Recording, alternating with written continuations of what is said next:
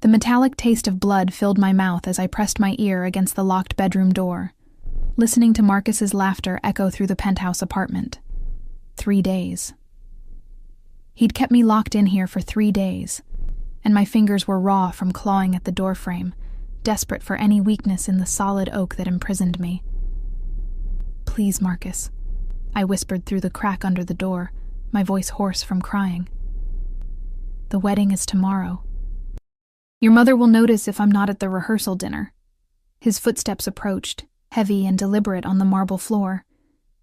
I scrambled backward, my bare feet slipping on the cold hardwood as the lock clicked. The door opened just enough for him to slide in, his perfectly pressed suit a mockery of the civilized man he pretended to be in public. "My mother thinks you have food poisoning," he said, straightening his platinum cufflinks. Amazing what people will believe when you're from the right family. His gray eyes, once the color of peaceful storms that made me feel safe, now reminded me of concrete walls closing in. "You brought this on yourself, Sarah. If you hadn't tried to run, I wasn't running," I lied. Though we both knew about the suitcase I'd hidden in my car trunk, the cash I'd been saving for months, the apartment in another city I'd secretly rented. "I was just going to visit my sister." His hand shot out, fingers wrapping around my wrist with practiced precision, tight enough to hurt, not quite enough to bruise where it would show. Marcus had become an expert at invisible violence over our 2-year engagement.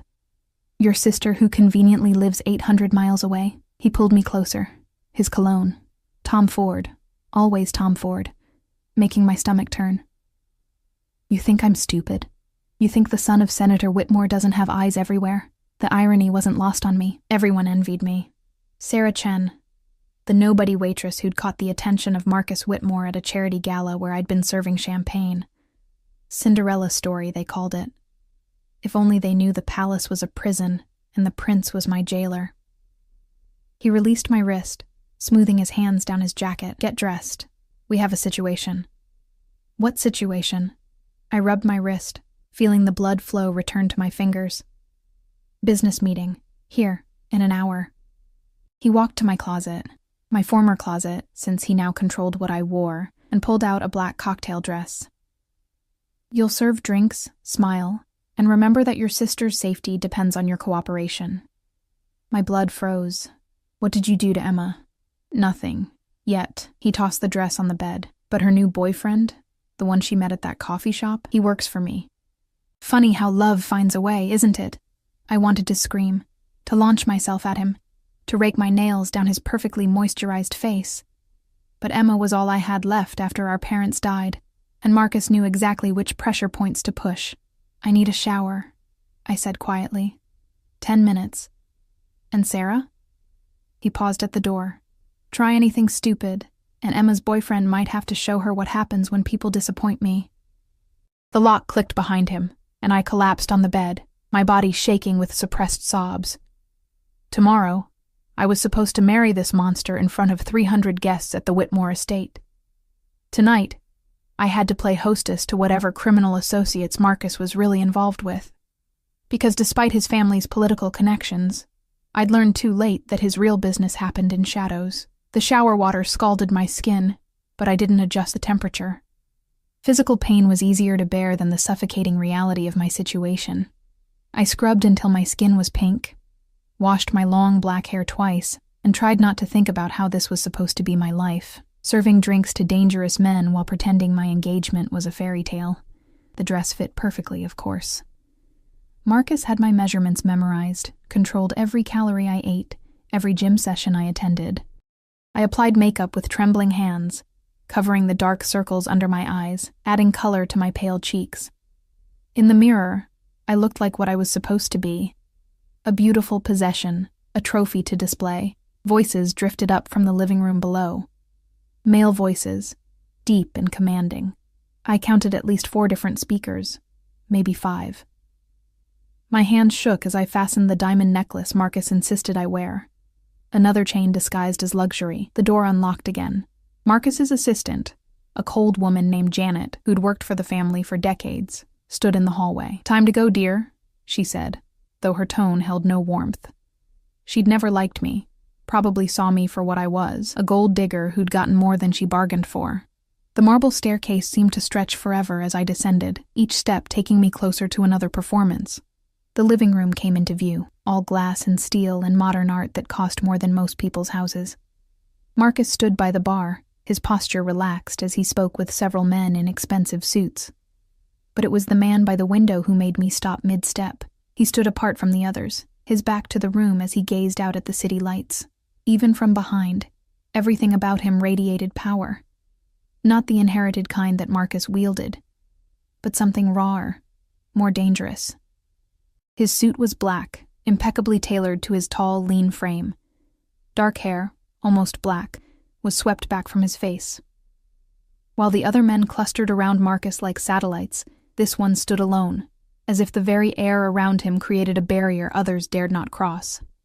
"Ah, there she is," Marcus called out, his voice carrying that false warmth he used in public. "Gentlemen, my fiancé, Sarah." I forced myself to continue down the stairs, my heel catching slightly on the carpet. It was a tiny stumble, barely noticeable, but the man at the window turned at the sound. My breath caught in my throat. He couldn't have been more than 30, with the kind of face that belonged in Renaissance paintings, all sharp angles and dark intensity. His eyes were brown, so dark they appeared black in the dim lighting, and they fixed on me with an intensity that made my skin prickle. A thin scar ran through his left eyebrow, the only imperfection in an otherwise devastating face. But it wasn't his beauty that made my pulse race. It was the way he looked at me, not with the casual appreciation I was used to from Marcus's associates, but with something deeper, more dangerous. Recognition flickered in those dark eyes. Though I was certain we'd never met, I would have remembered him. "Sarah, come here," Marcus commanded, his tone carrying an edge of irritation. I tore my gaze away from the stranger and walked to Marcus's side, letting him slip his arm around my waist in a grip that looked affectionate but felt like a shackle. "This is Vincent Romano," Marcus said, gesturing to an older man with silver hair, "and his associates, Mr. Petrov and Mr. Tanaka." He paused, his grip tightening. "And our special guest, Mr. Salvatore." The dark-eyed man, Salvatore, moved away from the window with fluid grace. Up close, he was even more intimidating. He towered over Marcus's 5'10" frame, and the way the other men subtly shifted away from him told me everything I needed to know about the hierarchy in this room. "Miss Chen," he said, and his voice was like aged whiskey, smooth, dark, with a burn underneath. A slight accent colored his words. Italian, maybe, though barely noticeable. He extended his hand. I looked at Marcus for permission, a habit trained into me through months of punishment for independent actions. He nodded tightly, and I placed my hand in Salvatore's. Instead of shaking it, he raised it to his lips, his eyes never leaving mine. The kiss was barely a brush of contact, but it sent electricity shooting up my arm. "I've heard so much about you. Good things, I hope," I managed, my voice steadier than I felt. Something dangerous flashed in his eyes. "Interesting things." Marcus's arm tightened around me painfully. "Sarah was just about to get us drinks. Weren't you, darling?" "Of course." I extracted myself from his grip, grateful for the excuse to escape the suffocating tension. "What can I get everyone?" Orders were placed. Whiskey, neat for most, vodka for Petrov, and nothing from Salvatore, who simply watched me with those dark eyes that seemed to see everything. My hands trembled as I prepared the drinks at the bar, hyper-aware of the conversation behind me. "The shipment comes in Tuesday," Vincent was saying. "Customs has been handled." "Good," Marcus replied. "My father's campaign announcement is next month. We need everything running smoothly before then. And if there are complications," this from Salvatore, his voice cutting through the discussion like a blade. "There won't be," Marcus said quickly. Too quickly. I turned with the drink tray, and our eyes met again, Salvatore's and mine.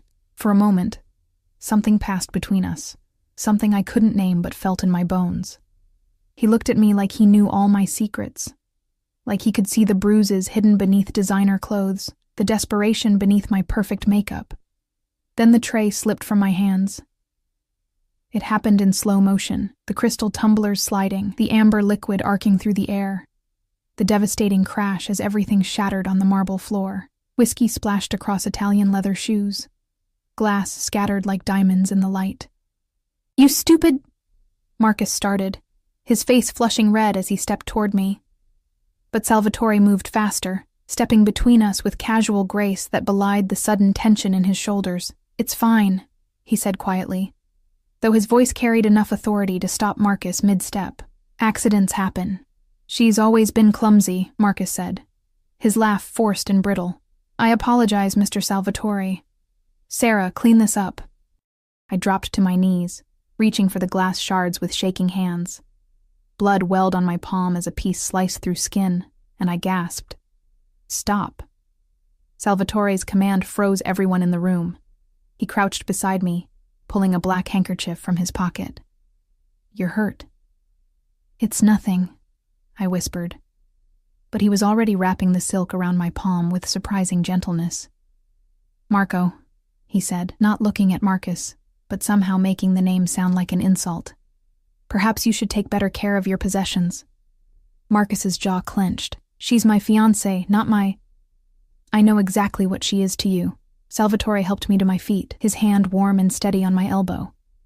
His next words were spoken in that same calm tone, but they carried a threat that made the air in the room go cold.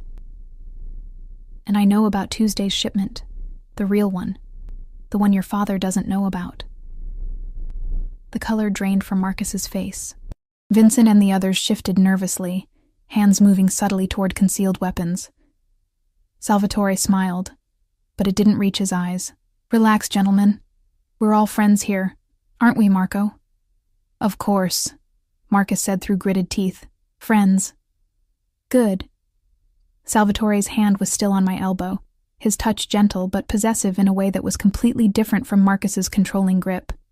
"Then you won't mind if I borrow your lovely fiancée for a moment? She needs medical attention." He didn't wait for permission, guiding me toward the bathroom with a hand on the small of my back. I felt Marcus's eyes burning into us, felt the rage radiating off him in waves.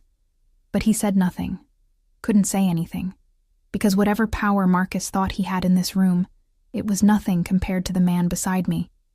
The bathroom door closed behind us, and suddenly we were alone, the sounds of the meeting muffled by thick walls. Salvatore turned on the faucet, testing the water temperature before guiding my hand under the stream. "It's not deep," he said, examining the cut with surprising expertise. "But it needs to be cleaned properly. Who are you?" The question slipped out before I could stop it. He looked up, those dark eyes holding mine. "Someone who's been watching Marcus Whitmore for a very long time." His thumb brushed over my wrist, right where Marcus had grabbed me earlier, where the bruises were starting to form. "Someone who knows he doesn't deserve you."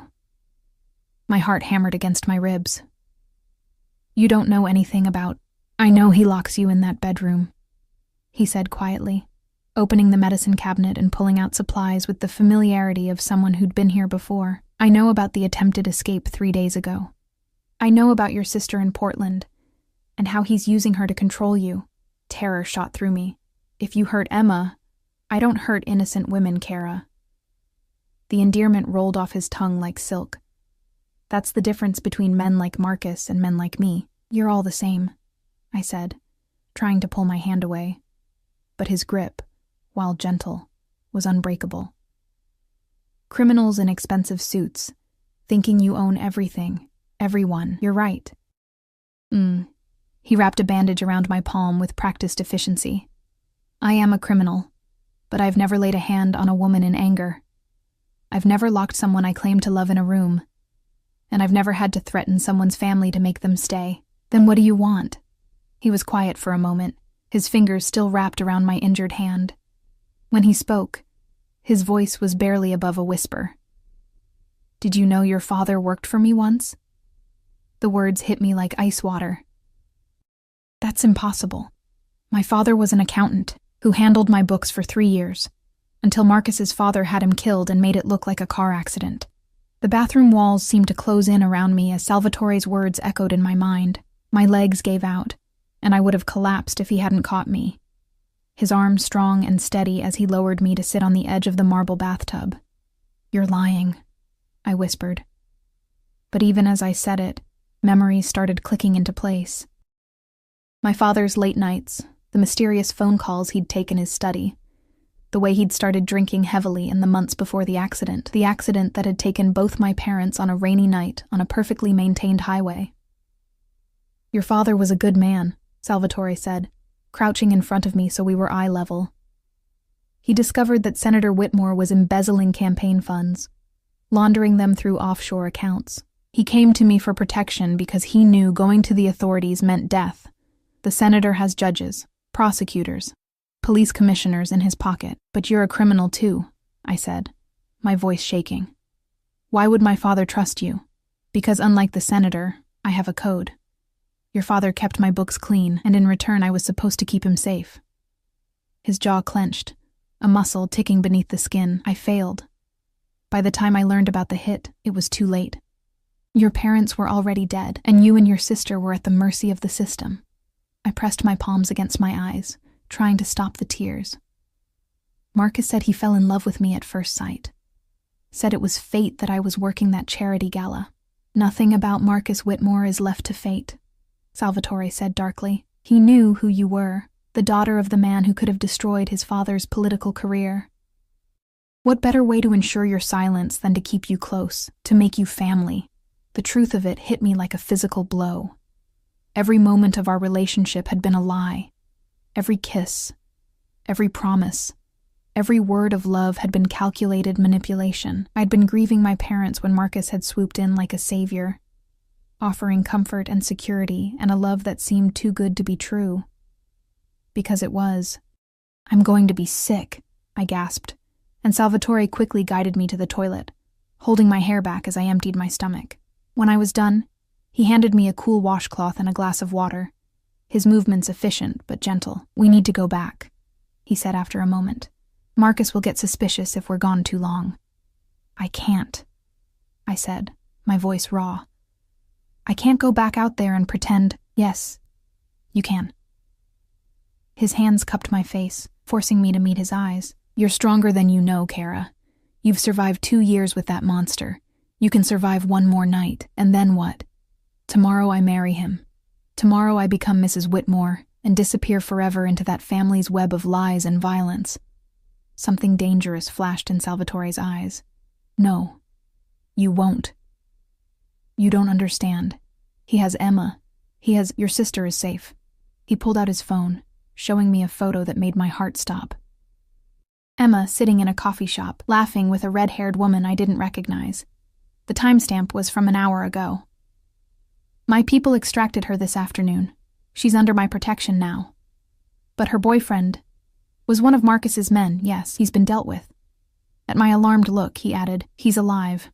Just very uncomfortable and very far from Portland."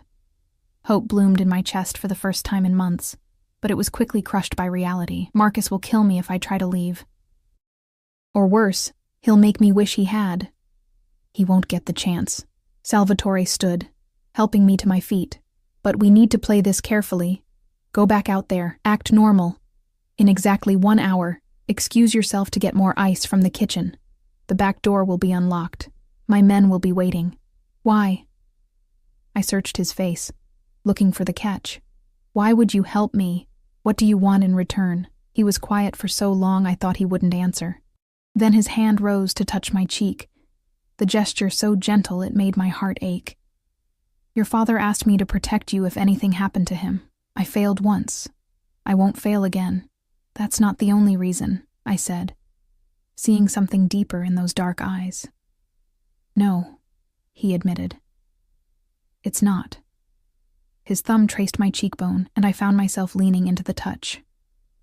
"I've been watching you for 6 months, trying to find a way to get you out without starting a war. Every time I saw him hurt you, every time I saw you smile when you were dying inside, every time I watched you try to escape only to be dragged back." His voice dropped to a dangerous whisper. I wanted to tear him apart with my bare hands. "You don't even know me. I know you sing when you think no one's listening. Always the same song, the one your mother used to hum while cooking. I know you sneak food to the homeless man on 3rd Street every Tuesday when you're supposedly at Pilates. I know you read poetry in the park when Marcus thinks you're shopping, and that Emily Dickinson is your favorite. I know you're brave enough to plan 3 escape attempts despite the consequences, and strong enough to survive when they failed. My breath caught. You've been watching me that closely? I've been protecting you. Marcus isn't the only one who wants to use you, Kara. Your father had information that died with him, but there are people who think you might know something. I've prevented 2 kidnapping attempts in the last month alone. I don't know anything about my father's work. I know, but they don't.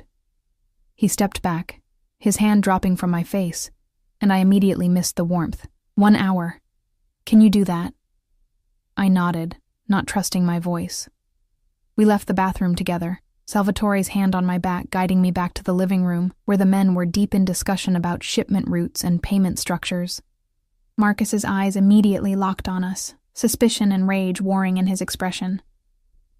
Everything all right? He asked, his tone deceptively mild. Perfect, Salvatore responded smoothly. Your fiancé is tougher than she looks. The cut wasn't deep.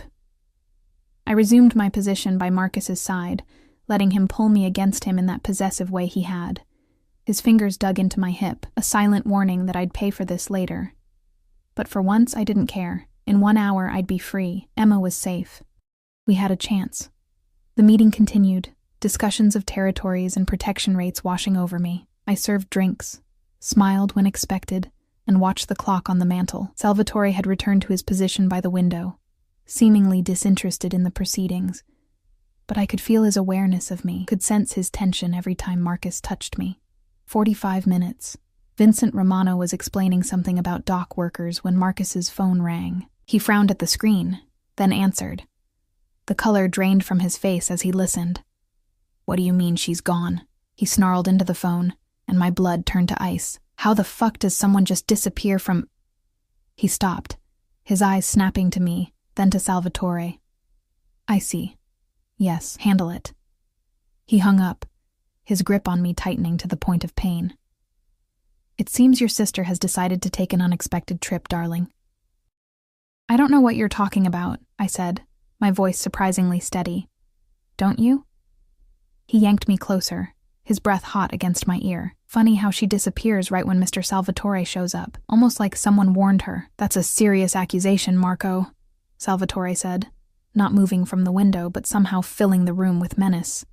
One might think you're suggesting I interfered with your personal affairs. Did you? Marcus challenged, his political training warring with his rage. Salvatore turned slowly, a cold smile playing at his lips. If I wanted to interfere with your affairs, you'd know it. Your fiancé's sister probably just got smart. Girls tend to do that when their boyfriends show their true colors. The room went silent, tension crackling like electricity before a storm. Vincent and the others looked between Marcus and Salvatore, clearly trying to decide which side to take if this turned violent. Besides, Salvatore continued, pulling out his phone and checking something. I've been here for the past 2 hours, as have my men. We couldn't have had anything to do with the disappearance in Portland. He showed his phone screen to Vincent. GPS tracking. All of my people are accounted for. It was a lie, of course. I didn't know how he'd done it, but Salvatore had somehow managed to extract Emma while maintaining perfect alibis. The man was more dangerous than I'd imagined. But right now, that danger was protecting me. Marcus's phone rang again. This time, his face went from pale to furious as he listened. The entire account? That's impossible. Only I have access to... His eyes widened, and he looked at me with such rage that I stepped back instinctively. Something wrong? Salvatore asked innocently. Someone's emptied my Cayman Islands account. $20 million gone. Marcus released me, pacing to the bar and pouring himself a whiskey with shaking hands. Someone who had access to my passwords. How terrible, Salvatore said dryly. Identity theft is such a problem these days. I had no idea what was happening, but I could feel the shift in the room's power dynamic. Marcus was unraveling, his perfect control shattering piece by piece. The other men were backing away, creating distance between themselves and what was clearly becoming a dangerous situation. You did this, Marcus accused, pointing at Salvatore. You're trying to destroy me before the wedding. The wedding, Salvatore mused, checking his watch. A Patek Philippe that probably cost more than most people's houses. Yes, about that. I should mention that I've recently acquired some interesting documents. Marriage certificates, dated 2 years ago. Seems Sarah Chen married someone else in Vegas. Someone named... He pretended to think. Dante Salvatore, my younger brother, unfortunately deceased last year. Which makes her my sister-in-law. Family, you could say. My mouth fell open. That's not possible. I've never been to Vegas, haven't you? Salvatore pulled out a folder from inside his jacket, tossing it on the coffee table. Funny how official documents say otherwise. And before you claim forgery, Marco, you should know that I've had 3 independent experts verify their authenticity. Seems Sarah had a wild weekend she doesn't remember. Roofied, the toxicology report suggests. Terrible what people do to innocent women in bars these days.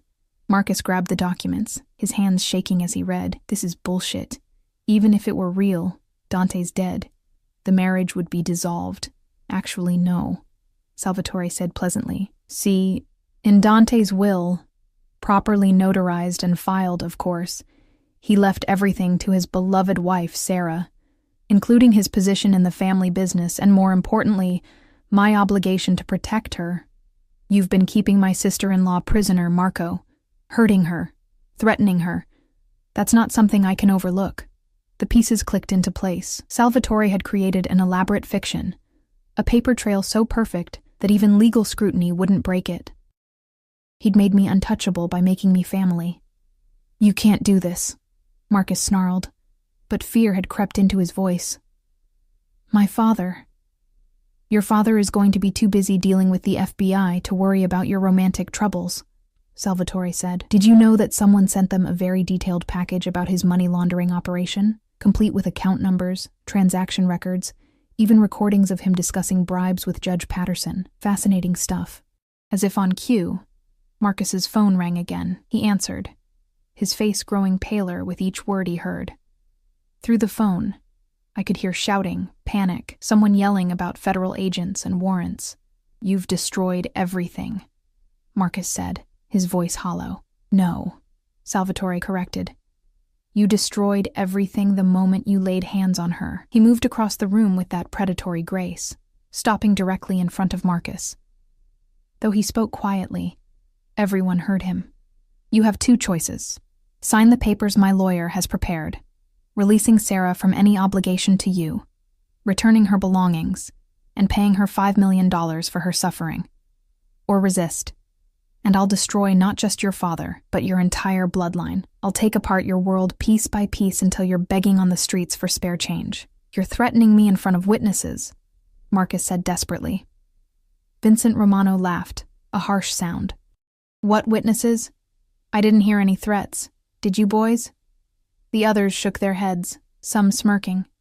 Marcus had thought these were his allies, but they were already shifting allegiance to the stronger predator in the room. The papers, Marco, Salvatore said softly. Sign them.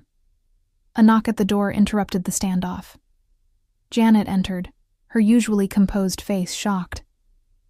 Mr. Whitmore, there are federal agents downstairs. They have a warrant for your arrest. My arrest? Marcus's voice cracked. For what? Kidnapping, false imprisonment, assault, Salvatore listed casually. Sarah's medical records from her accidents make for interesting reading. Dr. Morrison was very thorough in his documentation, even if you thought you'd paid him enough to keep quiet. The federal agents flooded the penthouse like a tide of justice I'd stopped believing in. Marcus stood frozen as they read him his rights, his perfect world crumbling around him, but his eyes never left mine, and the promise in them made my skin crawl. This wasn't over. Sarah Chen, one of the agents, a woman with sharp eyes and graying hair, approached me. I'm Agent Patricia Morse. We need you to come with us. You're not under arrest, but we need your statement, and we need to ensure your safety. She's coming with me, Salvatore said smoothly, producing credentials that made Agent Morse's eyebrows rise. Mr. Salvatore, I should have known you'd be involved in this. She studied him with a mixture of respect and wariness. The Bureau appreciates the information you provided, but Ms. Chen is family, he interrupted. And she's been through enough. I have a medical team waiting to examine her injuries, and my lawyers will ensure she provides whatever statement you need, tomorrow." They stared at each other, some silent communication passing between them. Finally, Agent Morse nodded. "Tomorrow. 10 a.m. Our offices." She turned to me, her expression softening. "Ms. Chen, you're safe now. We have enough evidence to ensure Mr. Whitmore won't be able to hurt you again." As they dragged Marcus toward the door, he managed to break free for a moment, lunging toward me. "You lying bitch! You planned this!" Salvatore moved faster than I'd ever seen anyone move, his fist connecting with Marcus's jaw with a sickening crack. Marcus crumpled, blood streaming from his nose, and the agents quickly restrained him. "That was assault," Agent Morse said mildly. "I didn't see anything," Salvatore replied, pulling out a handkerchief to wipe his knuckles. "Did you see anything, Agent Morse?" She sighed. "Tomorrow, 10 a.m. Don't be late." The penthouse emptied quickly after that, the other crime bosses disappearing like smoke, not wanting to be caught in the federal net. Soon it was just Salvatore and me, standing in the ruins of what had been my prison for 2 years. "We should go," he said gently. "This place is a crime scene now. My things will be collected and returned to you." He draped his jacket over my shoulders, the warmth and scent of it, cedar and leather and something distinctly male, making me feel safer than I had in years. "Come, Kara. It's time to leave this place behind." His car was waiting outside, a black Bentley that purred to life as we approached. A driver held the door open, and I slid into leather seats softer than clouds. Salvatore joined me, maintaining a respectful distance even as every fiber of my being wanted to collapse against him and sob. "Where are we going?" I asked as the city lights blurred past. "My home. It's secure, and Emma is already there waiting for you." "Emma's at your house?" I straightened, equal parts relieved and alarmed. "She's safe, I promise. My housekeeper, Mrs. Chen, no relation, despite the name, has been fussing over her for the past 3 hours. Last I checked, they were baking cookies, and your sister was threatening to reorganize my entire kitchen." A laugh bubbled up, unexpected and slightly hysterical. "That sounds like Emma." We drove in silence for a while, leaving the glittering downtown behind for quieter streets lined with trees. Eventually, we passed through a set of gates that opened automatically, revealing a mansion that took my breath away. It wasn't the ostentatious display of wealth that Marcus's family favored, but something older, more elegant. Stone and ivy, windows warm with light, gardens that looked wild but were clearly meticulously maintained. "It's beautiful," I whispered. "It was my mother's favorite of all our properties," he said softly. She said it felt like a real home, not just a house. The front door opened before we reached it, and Emma came flying out, nearly knocking me over with the force of her hug. "Sarah! Oh my God, Sarah, I was so scared." "I'm okay," I said, holding her tight, breathing in her familiar vanilla perfume. "We're okay now." We clung to each other, crying and laughing, while Salvatore stood quietly nearby, giving us our moment. Finally, Emma pulled back, wiping her eyes. "Mr. Salvatore told me everything," she said. "About Mom and Dad, about Marcus, about—" Her voice broke. "I'm so sorry I didn't see it. I should have known something was wrong. He was very good at hiding it," I said, touching the bruise on my hip that was already turning purple. "And at making sure we never had time alone for me to tell you." "Come inside," Salvatore said. "The doctor is waiting to examine you, Sarah." The interior of the house was even more beautiful than the exterior, all warm wood and soft lighting, filled with art that looked museum-worthy, but somehow made the space feel lived in rather than sterile. Mrs. Chen, a plump woman in her 60s, immediately took charge, clucking over my bandaged hand and thin frame. "Too skinny," she declared. "Mr. Salvatore, why did you not tell me she needed feeding? I would have prepared more food." "I've only just rescued her, Mrs. Chen," he said with fond exasperation. "Perhaps you could start now?" The doctor, a kind woman named Dr. Reyes, examined me thoroughly, documenting every bruise, every scar, every place Marcus had left his mark on my body. Salvatore stayed outside during the examination, but I could see his shadow pacing beneath the door, could feel his rage radiating through the walls as Dr. Reyes cataloged 2 years of abuse. "You have 3 cracked ribs that healed improperly," she said gently. "Nerve damage in your left wrist from repeated trauma. Malnutrition despite your seemingly healthy weight. And signs of severe psychological trauma that I strongly recommend you address with a therapist." "Will she be okay?" Emma asked, holding my hand. "Physically, yes. With proper care and nutrition, most of the damage can be reversed. Emotionally..." Dr. Reyes looked at me with kind eyes. "That will take time. But you're safe now, and that's the first step." After she left, Mrs. Chen insisted on feeding us, producing a feast that seemed to appear from nowhere. Soup and bread and pasta and salads. More food than I'd seen in months. Marcus had controlled every bite I took, counting calories obsessively, punishing me if I gained even a pound. "Eat," Salvatore commanded when I hesitated. "You need your strength." Old habits died hard. "I'm not supposed to..." "Marcus is gone," he said firmly. "His rules no longer apply. Eat, Kara. Please." I took a bite of the soup, and the flavors exploded on my tongue.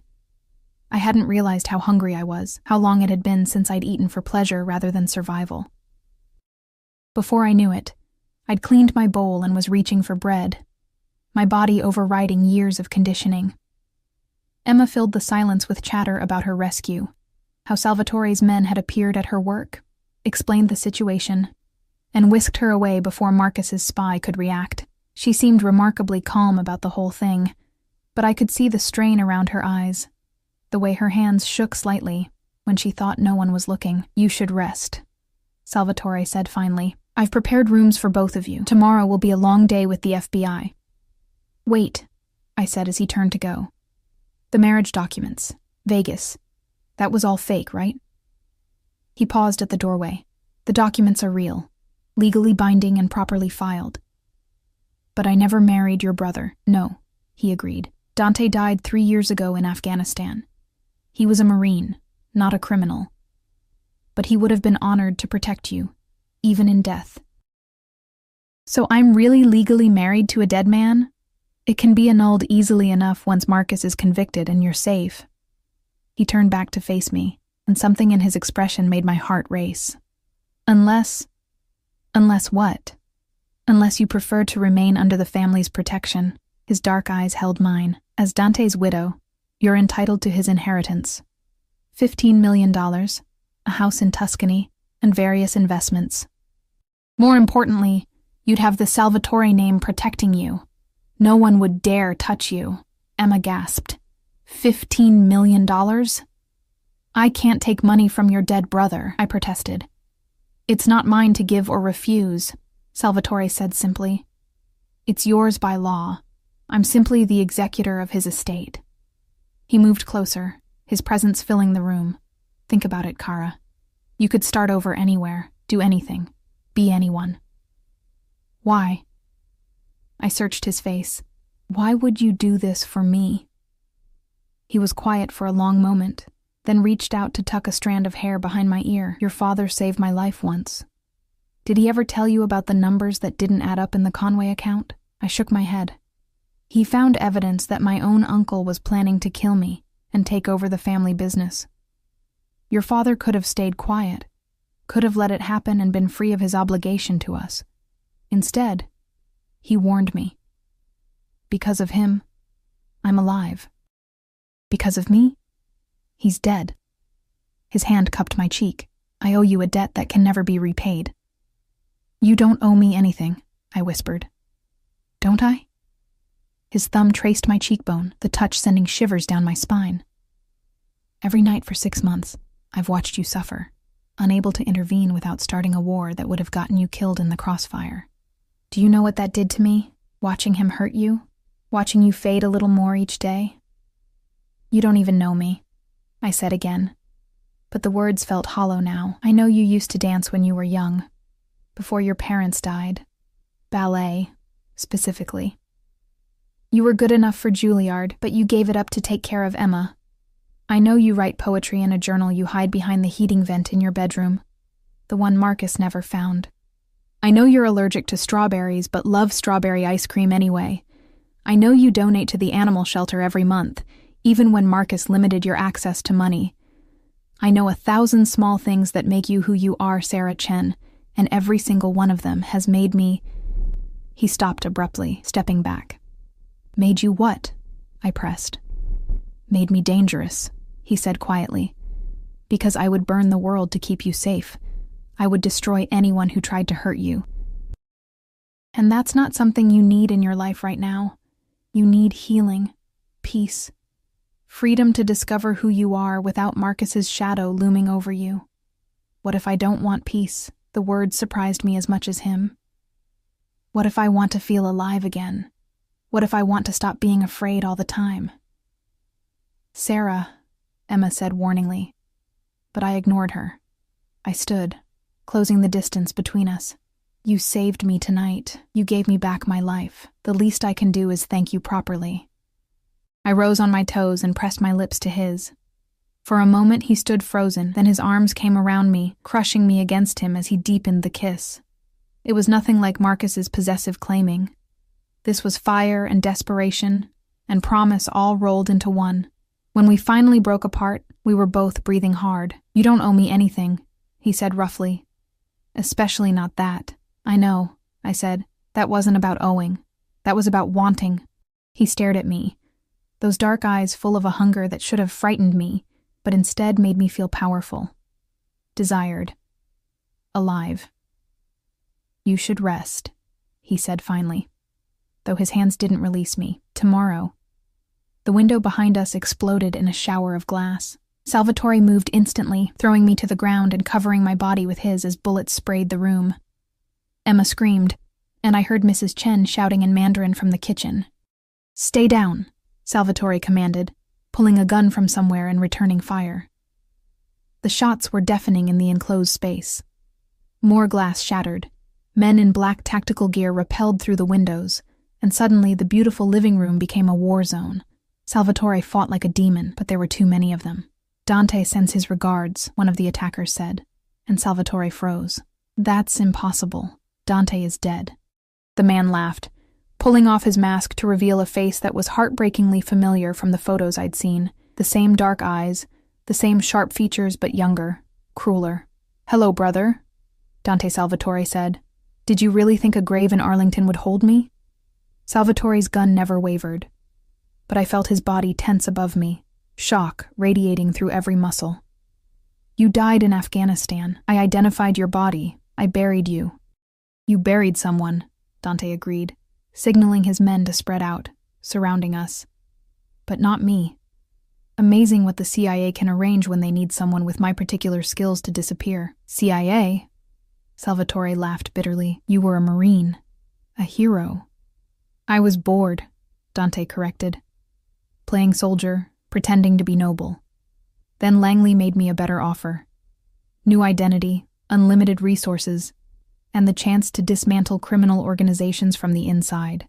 Starting with yours, brother." Emma whimpered from behind the overturned couch where she'd taken shelter. One of Dante's men dragged her out, and I tried to go to her, but Salvatore held me down. "Let her go," Salvatore said coldly. "She has nothing to do with this. Actually, she has everything to do with this." Dante walked closer, his boots crunching on broken glass. "See? When I learned you'd created those fake marriage documents using my identity, I was intrigued. Then I discovered who Sarah Chen really was, the daughter of Thomas Chen, the accountant who had evidence that could have brought down the entire East Coast syndicate, evidence that was never found after his unfortunate accident. My blood turned to ice. "I don't know anything about my father's work." "Maybe not consciously," Dante said, crouching in front of us. He was younger than Salvatore, maybe 28, with the same devastating features, but none of the controlled elegance. He was raw violence barely contained in human form. "But the FBI's psychologists think you might have suppressed memories. Trauma does that sometimes. And with the right encouragement, those memories can surface." "You're working with the FBI?" Salvatore's voice was deadly quiet. "They were just here. Agent Morse is clean. She has no idea I exist. But there are others, shadows within shadows, who understand that sometimes you need a monster to catch monsters. Dante's smile was cruel. And you, brother, have become quite the monster. The Salvatore Empire stretches from here to Moscow. The government wants it dismantled, and they want the information Thomas Chen died for. So you faked your death? Let me mourn you for 3 years just to become their weapon? The pain in Salvatore's voice made my heart ache. You mourned me? Dante laughed. You threw yourself into the business. Expanded. Conquered. You became everything our father wanted. A king in the shadows. Where was the mourning in that? Every territory I took was in your name, Salvatore said quietly. Every victory, every expansion. It was all to honor your memory, to make sure your sacrifice meant something. For a moment, something flickered in Dante's eyes. Regret, maybe, or longing for what they'd once been.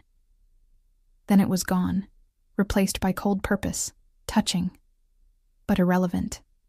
He stood, gesturing to his men. Take the women. Kill my brother. No! I struggled against Salvatore's protective hold. Please, I'll tell you whatever you want to know. Sarah, don't, Salvatore warned. I remember things, I lied desperately. About my father's work, account numbers, names, but only if you let them go, both of them. Dante studied me with those familiar yet strange dark eyes. Interesting.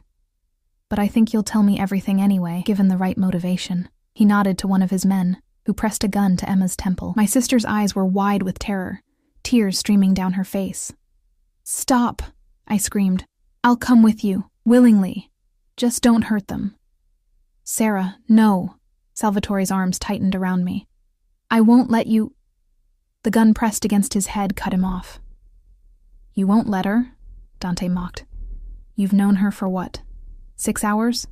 And you're ready to die for her? How pathetically romantic. Just like you were with that prosecutor's daughter. What was her name? Lucia? Salvatore went rigid. Oh, you didn't think I knew about her? Dante's smile was vicious. I know everything, brother. I know you loved her. I know Marcus's father had her killed when she got too close to the truth about his operation. I know you've been hunting him ever since, using Sarah as bait to finally get your revenge. Tell me, were you planning to seduce her too, or just use her until Marcus was destroyed?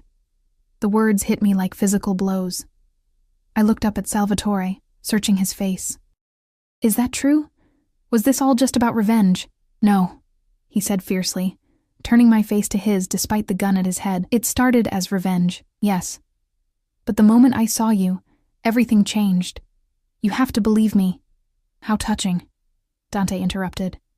But we're on a schedule. He checked his watch. The same model Salvatore wore, I noticed with a strange pang. In 10 minutes, this house will be swarming with federal agents, the real ones, not Morse's Boy Scouts. We need to be gone. Sir, one of his men said urgently. Movement in the woods. Someone's coming. Dante cursed. Who else did you call, brother? No one, Salvatore said, but his eyes flickered with something. Hope, maybe. The lights went out. The darkness was absolute, suffocating. Emma screamed. Glass shattered somewhere upstairs. Then the shooting started. Not the controlled bursts from before, but chaos, automatic weapons firing from multiple directions. Salvatore rolled us behind the heavy oak bar, his body shielding mine as bullets chewed through furniture and walls. Emergency lighting kicked in, bathing everything in hellish red. Through the strobing muzzle flashes, I saw them. Men in different tactical gear, moving with lethal precision through the house. They weren't Dante's people, and they weren't FBI. They were something else, something deadlier. Bratva, Salvatore breathed. The Russians. What do they want? I gasped. The same thing everyone wants, your father's information. Someone must have leaked that you were here. A man appeared above us, gun raised, and Salvatore moved faster than thought, disarming him and snapping his neck in one fluid motion. He took the man's weapon, checked the magazine, and pulled me closer. When I tell you to run, you go straight to the garage, 3rd car from the left, keys are in the ignition. Drive to the address I'm about to give you and wait for me. I'm not leaving you. Yes, you are. He pressed something into my hand, a flash drive on a chain. This contains everything, your father's real files, evidence against Marcus's family, The whole network. If something happens to me, upload it to the FBI database. The access codes are on there. Salvatore. My name is Alessandro, he said softly, cupping my face. I wanted you to know my real name. Before I could respond, he was moving, drawing fire away from me. I saw Dante and his men fighting the Russians, temporary allies against a common enemy. Bodies fell like dominoes. Blood painted the walls. I spotted Emma huddled behind a pillar, forgotten in the chaos. I ran to her, staying low, grabbing her hand. We have to go, I shouted over the gunfire. We made it 3 steps before someone grabbed Emma from behind. She screamed as she was yanked backward, and I turned to see one of the Russians holding her, using her as a human shield as he backed toward the door. The Chen girl, he said, in heavily accented English. She comes with us, or the sister dies. Let her go. I stepped forward, but froze when he pressed the gun harder against Emma's head. Sarah, don't. Emma sobbed. Run. The man's head exploded in a spray of blood and bone. Emma fell forward, and I caught her, both of us covered in gore. Behind the body stood Alessandro, smoking gun in hand, looking like an avenging angel drenched in blood. Go, he commanded. Now. This time I obeyed, dragging Emma toward the garage. Behind us, the firefight intensified. I heard Dante shouting orders, Alessandro returning fire, the Russians cursing in their native tongue.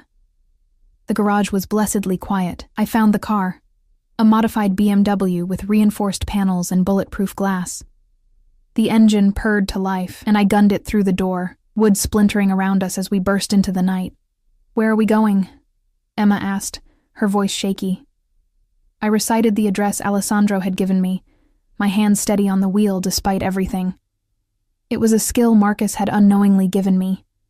The ability to function through trauma, to push through when everything was falling apart. The safe house was an apartment building in a quiet neighborhood, unremarkable except for the multiple security cameras and reinforced door. The key code Alessandro had given me worked, and we stumbled into a spacious loft that looked more like a luxury hotel than a hideout. Sarah. Emma grabbed my arm. We need to call the police. No, I said firmly. We wait. Alessandro said to wait. Alessandro? You mean Salvatore? The Mafia boss who got us into this mess? He saved us, I protested. He used you. You heard his brother. This was all about revenge for some other woman. We're just pawns in their sick game. She was right. I knew she was right. But I couldn't shake the memory of his hands on my face, the desperate truth in his eyes when he said everything changed when he met me. Hours passed. Emma eventually fell asleep on the couch, exhausted from terror and adrenaline. I sat by the window, watching the street, the flash drive heavy in my pocket. Dawn was breaking when I heard footsteps in the hallway. The door opened, and Alessandro stumbled in, covered in blood, most of it not his own. His shirt was torn, revealing Kevlar beneath, and a gash ran from his temple to his jaw. You're alive, I breathed, running to him. He caught me before I could throw myself at him, holding me at arm's length. Don't. I don't care. I pushed past his resistance, wrapping my arms around him. After a moment, he surrendered, pulling me against him with desperate strength. Dante? I asked against his chest. Gone. Back to whatever shadow agency he serves. But he'll be back. This isn't over. The Russians? Dead or retreated. They won't try again soon. They lost too many men. He pulled back to look at me, his hand touching my face as if to assure himself I was real. You're safe. That's all that matters. Am I? I searched his face. Was Dante telling the truth? About Lucia? About using me for revenge? He was quiet for a long moment. Lucia was everything to me. Young love, pure and passionate and doomed. When she died, something in me died too. For 5 years I've lived for one purpose, to destroy the man who killed her. Marcus's father. My heart cracked. So I was just... No, he said fiercely. You were supposed to be just a means to an end, a way to get close to Marcus, to find evidence against his father. But then I saw you in that restaurant, singing while you cleaned tables after closing, thinking you were alone. You were singing Lucia's favorite song. But you made it yours. Made it something new. And I realized I'd been dead for 5 years until that moment. That's not possible. You can't fall in love with someone just from watching. Can't you? He traced my jaw with his thumb. Then why did you kiss me tonight? Why are you here, waiting for me, instead of running as far as you can? Because I'm an idiot, I whispered. No, because you feel it too. This connection. Like we've been moving toward each other our whole lives, through all the pain and loss and darkness. Alessandro. He kissed me, cutting off whatever protest I was about to make. This kiss was different from the first. Slower, deeper, full of promise and possession. When we broke apart, I was breathless and aching. The FBI will want to talk to you today, he said. Tell them everything about Marcus, but nothing about tonight. Not Dante, not the Russians, nothing. As far as they know, you've been here since we left the penthouse. You want me to lie to federal agents? I want you to survive. His hands framed my face. There are forces at play here bigger than just Marcus and his father. My brother is right about one thing. Your father's information could bring down the entire East Coast syndicate. Every family would kill to either get it or destroy it. The only way to keep you safe is to make everyone believe you know nothing. But I don't know anything, I protested. The flash drive I gave you suggests otherwise. He smiled grimly. Your father was brilliant. He hid the information in places no one would think to look, including in a trust fund he set up in your name, accessible only with your biometric data and a code word. What code word? That's what we need to figure out, but not today. Today, you're just a traumatized victim of domestic abuse who knows nothing about her father's work. He moved to the window, checking the street. My men are outside. They'll take you to the FBI offices. Wait while you give your statement and bring you back here. Where will you be?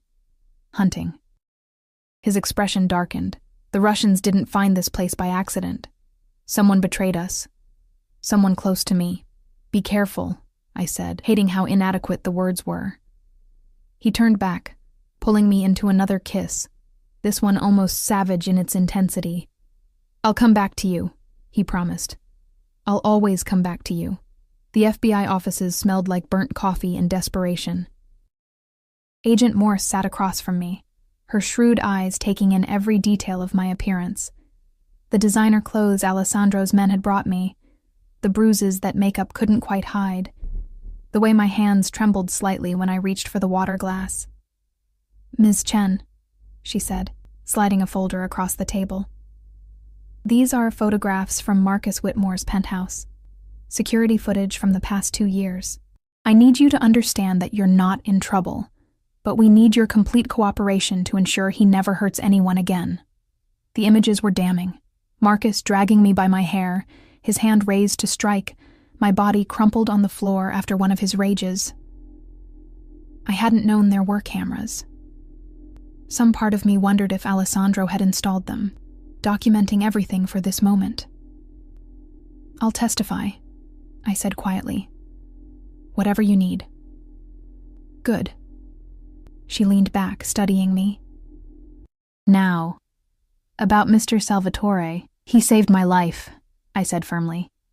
That's all I know. Her lips quirked in what might have been a smile. Yes. He does seem to have a habit of that. Did you know he's donated $50 million to domestic violence shelters over the past 5 years? Always anonymously. Always to organizations that helped women escape situations like yours. I didn't know that. There's a lot about Alessandro Salvatore that might surprise you. She closed the folder. We're not going after him, Ms. Chen. Whatever else he is, he's been instrumental in taking down 3 sex trafficking rings and exposing corruption that went all the way to the state legislature. Sometimes the devil you know is better than the chaos that would follow if he fell. Are you saying he's a good man? I'm saying he's a complicated one. And he seems quite taken with you. She stood. Marcus will be held without bail. His father was arrested this morning. The evidence Mr. Salvatore provided was comprehensive. You're free to go. Emma was waiting outside with 2 of Alessandro's men, Vincent, a mountain of a man with surprisingly gentle eyes, and James, who looked like an accountant, but moved like a soldier. They drove us back to the safe house in silence, though I caught them exchanging glances when they thought I wasn't looking. "What?" I finally demanded. "Nothing, ma'am," Vincent said carefully. "It's just, we've never seen the boss like this." "Like what?" "Human," James said quietly. "For 5 years he's been like a machine. Efficient, ruthless, unstoppable. But last night when he thought you were in danger..." He shook his head. "I've known him for 10 years, and I've never seen him afraid until last night." Back at the safe house, Emma confronted me the moment we were alone. "We need to leave, Sarah. Get new identities. Disappear." "I've been researching." "No," I said firmly. "I'm done running." "Sarah, these people are dangerous." "So was Marcus, and no one helped us then." I turned to face her. "Alessandro saved us. His men are protecting us. For the first time in 2 years, I feel safe." "You feel safe with a Mafia boss?" "I feel safe with him," I corrected. "And I need to know about Dad, about what really happened. Alessandro has answers." Emma sighed, pulling me into a hug. "I just don't want to lose you, not after everything." "You won't," I promised, though I wasn't sure it was a promise I could keep. That evening, Alessandro returned, looking exhausted but triumphant. "Found the leak," he said without preamble. "One of my lieutenants, bought by the Russians 6 months ago. He's been handled." I didn't ask what handled meant. "Now," he continued, pulling out a laptop, "we need to talk about your father's information." He showed me files, documents, recordings, a massive web of corruption that touched judges, politicians, police commissioners, even federal agents. My father had documented everything, creating an insurance policy that had ultimately gotten him killed. "But where's the rest?" Alessandro asked. "This is only part of it.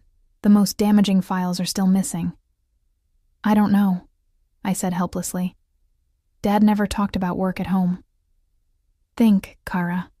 A code word. Something only you would know. He would have made it something meaningful to you." I closed my eyes, thinking about my father. He'd been a quiet man, devoted to his family, always working late, but somehow never missing my dance recitals or Emma's soccer games. What would he have chosen? "Wait," I said suddenly. There was something he used to say. When I was little and scared of the dark, he'd tell me that butterflies could fly through darkness because they carried their own light inside. I looked up at Alessandro. He called me his butterfly, mariposa. He'd used the Spanish word because Mom loved languages. Alessandro typed rapidly. "Mariposa? It's working. Sarah, look at this." The screen filled with new files, deeper and more damaging than before. Not just corruption, but murder conspiracies, human trafficking routes, drug shipments, enough to bring down not just the East Coast Syndicate, but operations stretching internationally. "This is it," Alessandro breathed. "This is what everyone's been looking for. What do we do with it?" He turned to me, his expression serious. "We have 2 choices. Give it all to the FBI and watch the chaos as hundreds of criminals scramble to save themselves, probably starting a war that would destroy half the city. Or..." He paused. "Or we use it strategically. Take down the worst offenders, negotiate peace with the others, create stability instead of chaos." "You mean use it to consolidate your power?" "Yes," he said simply, "but also to end the violence, to create order, to protect people like your father who get caught in the crossfire." I studied his face, this beautiful, dangerous man who'd saved my life and stolen my heart in the span of 24 hours. "What about Dante? Won't he come for it?" "Let me worry about my brother." His hand found mine. "The question is, what do you want? You could take your inheritance, disappear with Emma, live a normal life, or you could stay, with me, help me build something better from the ashes of what we're about to destroy." "Alessandro." "I know it's too fast," he said quickly. "I know you barely know me, and what you do know should terrify you. But I've waited 5 years to feel alive again, and I can't let you go without fighting for the chance to prove we could have something extraordinary. I'm not Lucia," I said softly. "No," he agreed, pulling me closer. "You're Sarah. You survived 2 years of hell and came out unbroken. You're stronger than she ever was, braver than you know, and you make me want to be better than the monster I've become. You're not a monster. I've done monstrous things. I'll probably do more, but with you? He touched my face with infinite gentleness. With you, I remember why some things are worth fighting for, worth changing for. Before I could respond, his phone rang. He answered, his expression darkening as he listened. What is it? I asked when he hung up. Dante. He's at the old warehouse on Pier 47. He wants to make a deal. Alessandro stood, checking his weapon. I have to go. I'm coming with you. Absolutely not. He's there because of me, because of my father's information. I'm coming. I stood, matching his stubborn expression with my own. Besides, you said it yourself. I'm stronger than I know. He stared at me for a long moment, then sighed. You'll do exactly as I say. No heroics. No heroics, I agreed. The warehouse was exactly what you'd expect. Abandoned, crumbling, reeking of rust and salt water. Dante waited inside with a small team, his posture relaxed but alert. The brothers faced each other across the empty space, mirror images twisted by different choices. You came, Dante said, and you brought her. Brave or stupid, brother? Both, probably, Alessandro replied. You wanted to talk. Talk. The agency wants the Chen files. All of them. In exchange, you get immunity for your entire organization. A clean slate. And if I refuse, then we take them anyway, and you spend the rest of your life in a federal prison. Dante's eyes shifted to me, both of you, since Sarah is now technically part of your organization. You bastard, I breathed. He shrugged. I'm offering you a way out. Take it. No, Alessandro said simply. I have a better offer. You walk away. Report to your handlers that the files were destroyed. In exchange, I don't release the recording I have of you executing 3 federal judges on the agency's orders. Dante went very still. You're bluffing. Alessandro pulled out his phone, playing a video that made Dante's face go pale. It was grainy but clear enough. Dante, in tactical gear, systematically killing men who were supposedly under federal protection. Insurance, Alessandro said calmly. I've been collecting it since you died. Did you really think I believed the official story? You were my brother. I knew you better than anyone. If you release that, you'll be burned by the agency and hunted by every criminal organization whose people you've killed while pretending to be dead. Alessandro pocketed the phone. Or you could disappear. Really disappear this time. There's $10 million in an account in the Caymans under the name we used to joke about as kids. Take it and go. For a moment, the warehouse was silent except for the sound of water dripping somewhere in the darkness. The 2 brothers stood frozen, years of love and betrayal and pain stretching between them. Why? Dante finally asked, his voice rough. Why would you let me go? Because despite everything, you're still my brother, Alessandro said simply, and because Sarah's teaching me that sometimes mercy is stronger than revenge. Dante looked at me, something unreadable in his expression. You love her. It wasn't a question, but Alessandro answered anyway. Yes. She'll be a target for the rest of her life. Everyone will want what her father knew. Then I'll protect her for the rest of her life. Dante laughed, but it was sad rather than mocking. You always were a romantic fool. He signaled to his men, who began filing out. At the door, he paused. The recording. Is it real? Every second, Alessandro confirmed. Then you could have destroyed me at any time. Why didn't you? Because I kept hoping my brother would come back. The real one. Not this shadow working for shadows. Alessandro's voice broke slightly. I kept hoping you'd remember who we used to be. Dante was quiet for a long moment. Maybe someday I will. He looked at me one last time. Take care of him, Sarah Chen. He's the last good thing in a family of monsters. Then he was gone, disappearing into the night like the ghost he'd become. Alessandro stood rigid, staring at the empty doorway. I went to him, wrapping my arms around him from behind, feeling the tremors running through his body. You let him go, I said softly. I lost him 3 years ago, he replied. Tonight was just acknowledging what I already knew. My brother is dead. The man who just left is someone else wearing his face. We stood there in the darkness, holding each other. Two damaged souls finding comfort in shared pain.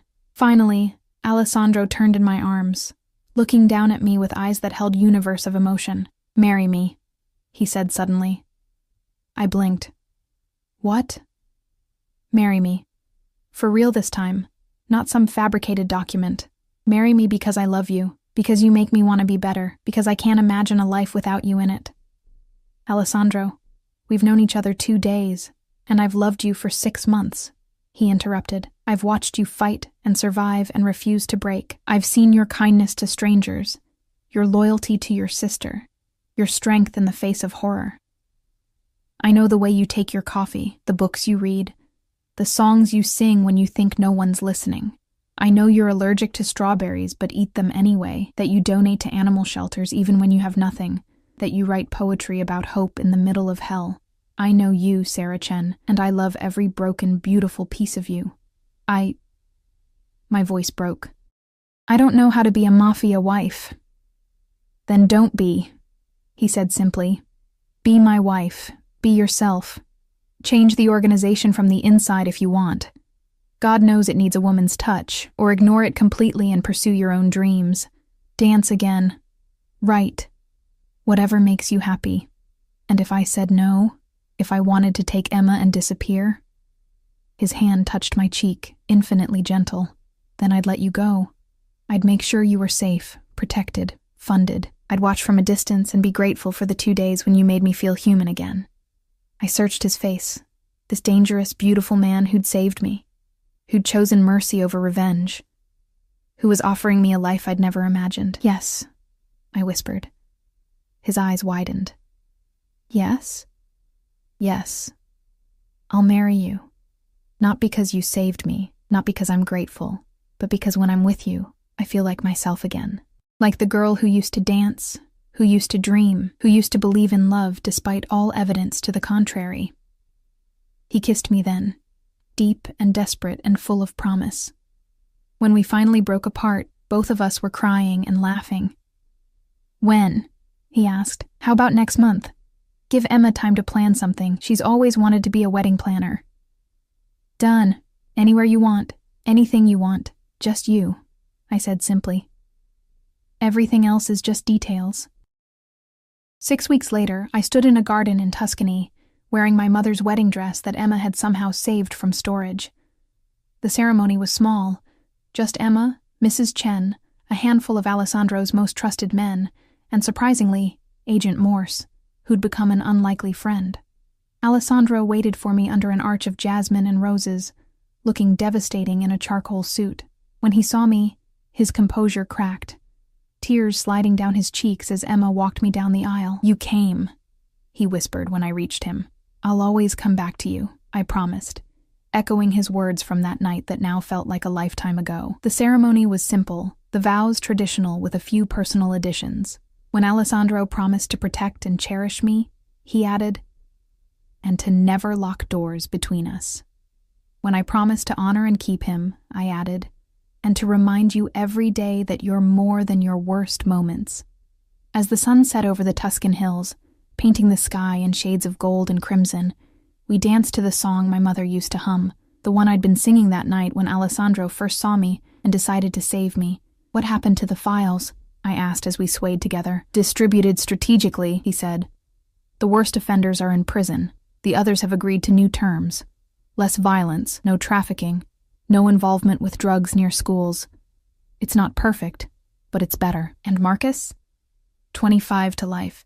His father got the death penalty for the murder of your parents and 17 others. I nodded, feeling a chapter close even as a new one opened. "No regrets?" "Only one," Alessandro said, spinning me gently. "I wish I'd saved you sooner." "You saved me exactly when you were meant to," I corrected, pulling him down for a kiss. "Any sooner and I might not have been ready to be saved." Later, as we stood on the terrace watching stars appear in the darkening sky, Emma found us. "Thank you," she said to Alessandro, "for saving her, for saving both of us." "We saved each other," he replied, his arm tightening around me. And it was true. In rescuing me from Marcus, Alessandro had rescued himself from the darkness that had consumed him since Lucia's death. In loving him, I'd found the strength I never knew I had. We were two broken people who'd found a way to be whole together. "What now?" Emma asked. "Now we live," I said simply. "We just live." And we did. There were challenges, of course. Running a criminal empire, even one trying to reform, wasn't simple. There were threats and negotiations and moments of violence that couldn't be avoided. But there was also laughter and love and lazy Sunday mornings when the biggest decision was what to have for breakfast. I started dancing again, teaching classes at a community center Alessandro funded. Emma went to college, finally free to pursue her dreams without looking over her shoulder. Mrs. Chen continued to fuss over all of us, muttering in Mandarin about two skinny girls and dangerous boys who needed proper feeding. And Alessandro? He kept his promises. Every door in our home remained unlocked. He supported my dreams, protected my independence, and loved me with an intensity that should have been suffocating, but instead felt like finally being able to breathe. One night, a year after our wedding, as we lay in bed watching moonlight paint patterns on the ceiling, Alessandro asked, "Do you ever wonder what would have happened if you hadn't dropped that tray?" "No," I said honestly. "Because everything that happened, all the pain, all the fear, all the chaos, led us here. And here is exactly where I want to be." He pulled me closer, pressing a kiss to my forehead. "Ti amo, mia farfalla." "I love you too," I whispered. "My beautiful monster." "Not a monster anymore," he corrected. "Just a man who loves his wife." And in the darkness of our bedroom, in the safety of his arms, I finally understood what my father had meant about butterflies carrying their own light. Sometimes the darkness isn't something to escape, but something to transform, turning shadows into strength, fear into freedom, and two broken hearts into one complete soul. We'd found our light in each other, and no darkness, past, present, or future, could extinguish it. The end.